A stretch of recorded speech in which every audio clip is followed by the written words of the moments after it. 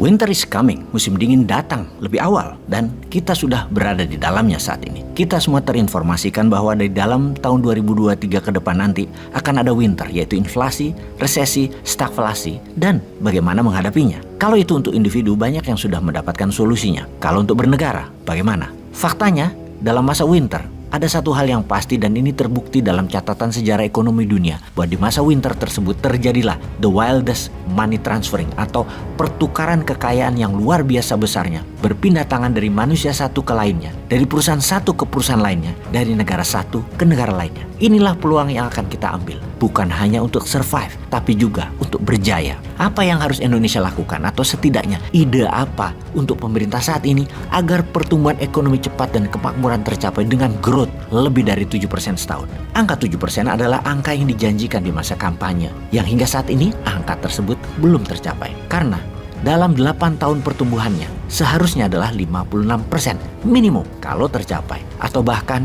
bisa lebih. Kalau tiap tahun 7%, di tahun ke-8 itu bukan 56%, tetapi bisa sampai 70% dibanding GDP nasional Indonesia di tahun 2014 dulu. GDP nasional Indonesia di tahun 2014 adalah 890 billion dolar. Dan di tahun 2021, 1.186 billion dolar. Diperkirakan di tahun 2022, GDP nasional Indonesia adalah 1.250 billion dolar, naik 360 billion dolar atau naik 30% dalam 8 tahun, alias rata-rata per tahunnya 3,75%, hanya mencapai setengah dari janji kampanye. Wis, ora usah dibanding-bandingkan dengan negara lain. Ini mau kita ukur dari janji kampanyenya saja. Jadi masih ada 2 tahun lagi yang ini harus kita bantu. Penting ini membantu negara. Caranya bagaimana? Kita fokus pada 20% hal yang memberikan 80% pertumbuhan. Kita pasti tahu atau kenal bisnis apa atau industri apa yang memenuhi hukum Pareto ini, yaitu 20% yang memberikan 80%. Kita sederhanakan apa itu hukum Pareto. Dalam setiap bisnis angka 20-80 seperti angka ajaib yang belum pernah kita mengerti mengapa hal ini bisa terjadi. Namun itu kenyataannya, itu faktanya. Misalnya ada kakak beradik, 7 bersaudara. Pasti hanya satu orang yang paling luar biasa prestasinya atau jabatannya atau kedudukannya atau hartanya. Bahkan sang mana yang nomor 2 aja jauh, yang sisanya ya rata-rata saja. Di Indomaret misalnya, pasti ada produk yang menghasilkan 80% sales dan produk itu merupakan hanya 20% isi toko atau produk jualan. Di bank misalnya, 80% pendapatan bank tersebut didapat dari 20% kliennya saja. Kembali ke kekuatan ekonomi Nusantara. Kita petakan mana yang bisa menghasilkan 80% dari 20% produk.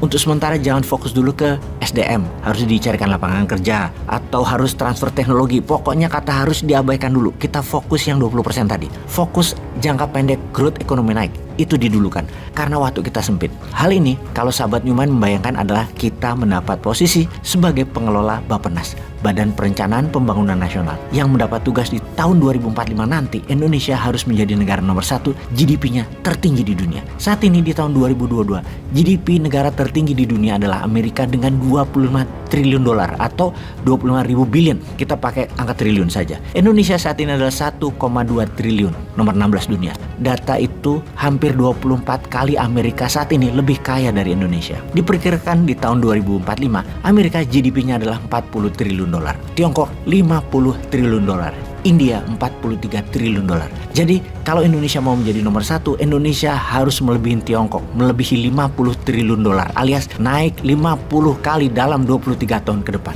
Jadi kita menengok kekuatan nasional Indonesia. Kita lihat kekuatan Indonesia saat ini adalah wilayah tropisnya, gunung berapinya, dan curah hujannya. Tuhan sudah memberikan karunia air dan lahan subur dari sononya untuk Indonesia. Maka perkebunan bisa menjadi target utama jangka pendek untuk menaikkan GDP nasional Indonesia dalam 2 tahun ke depan. Tanam tanaman jangka pendek seperti jagung, tebu, singkong, tujuannya satu, Indonesia raja etanol. Kawasan di wilayah Sulawesi, Papua adalah wilayah yang cocok untuk tanaman ini, khususnya tebu. Gerakan sekarang membangun, tahun depan sudah panen. Tahun 2024 sudah jadi raja gula Indonesia. 5 tahun, 2029 Indonesia menjadi raja etanol. Ini bisa menjadi energi alternatif terbarukan untuk mengganti BBM, seperti di negara Brazil. Kuncinya memanfaatkan kekuatan sumber daya alam yang tidak dimiliki bangsa lain. Lalu grup-grup besar kelapa sawit harus mengelola oleochemicalnya di Indonesia. Tidak boleh lagi dibawa ke luar negeri.